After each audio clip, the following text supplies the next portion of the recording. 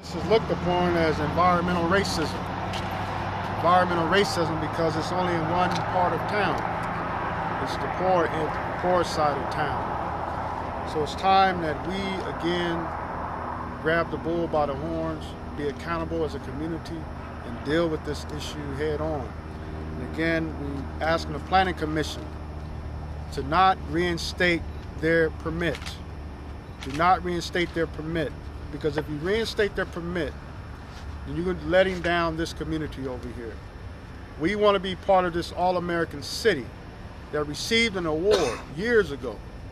Mayor Audrey ran on Tales of Two Cities. But here it is, West Fresno seems to be the tale again. So enough is enough. And we'll see everybody Wednesday night at City Hall.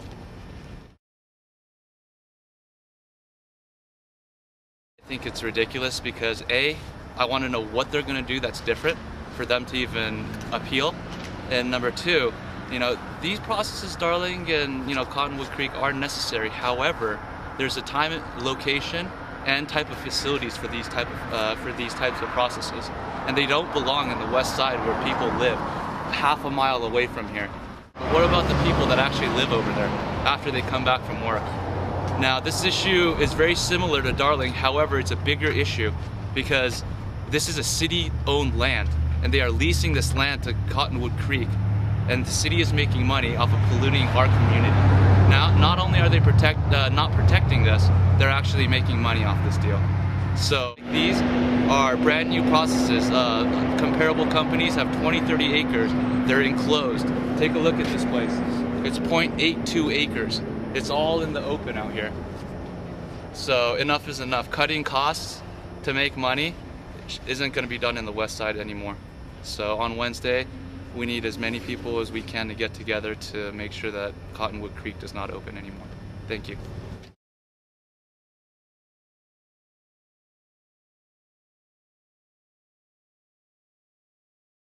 Darling International, a rendering plant located in the area of Fruit and Church.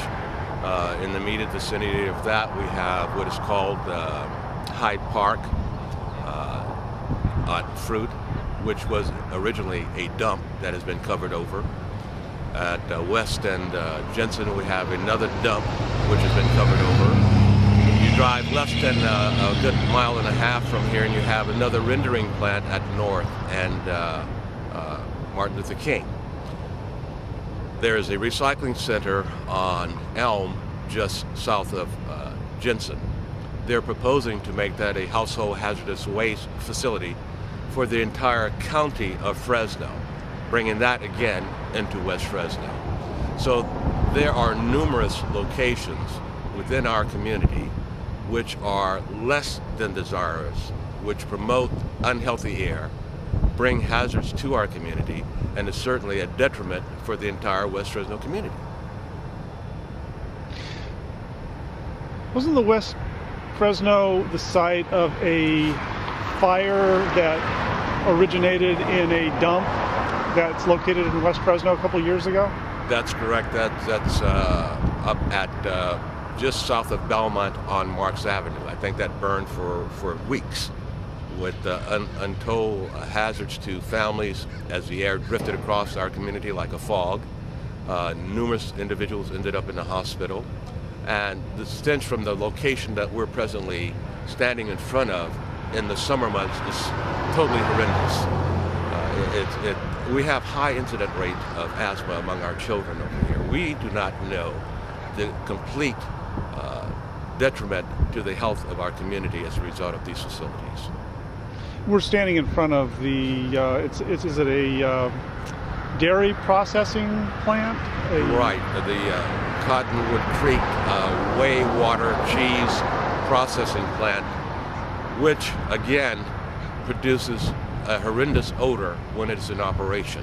And this is near a residential area. Exactly. Not only that, we have our kids which go to school and get off the bus less than 100 yards from these two facilities. That's Darling International and the Cottonwood Creek location. And tell us about Darling International. What do they do there, and why is that a problem? It is a rendering plant for animal carcasses, etc. They render approximately, I think, some 800,000 pounds of carcass and other processing items at their facility.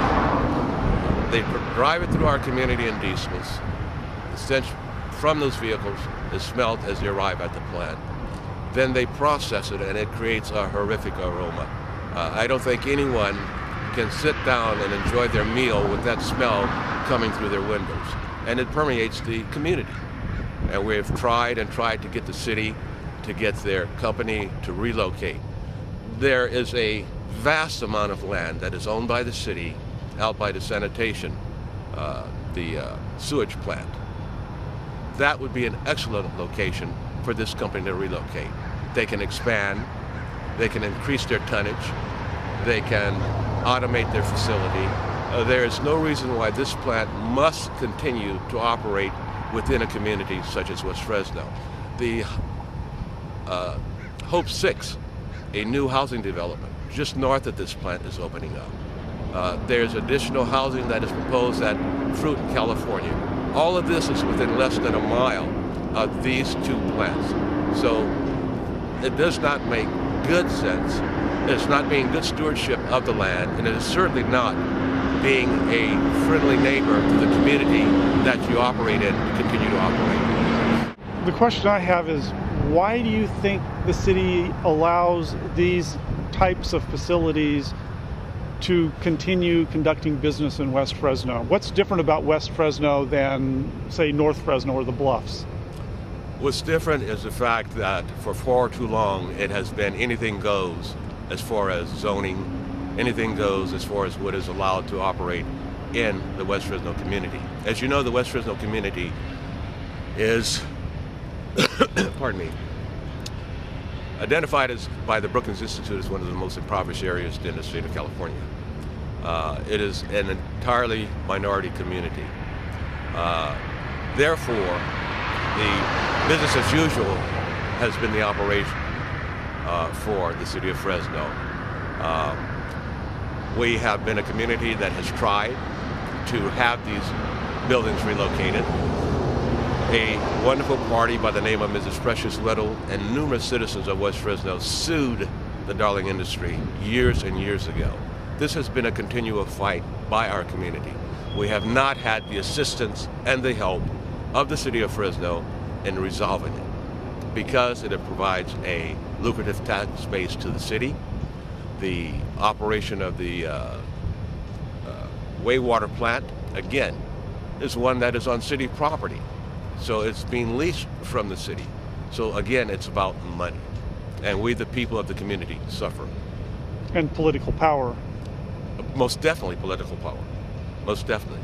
And that is why we're trying to get our community to become aware, to become educated, and to begin to stand and fight for its rights, its human rights.